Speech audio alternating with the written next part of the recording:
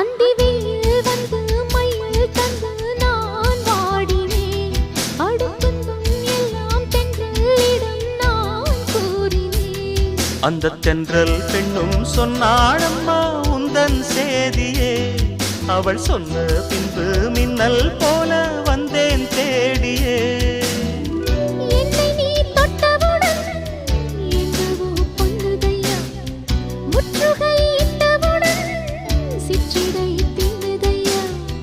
வெட்கம் விடுமோ அச்சம் விடுமோ தக்க துணைதான் பக்கம் வரும்.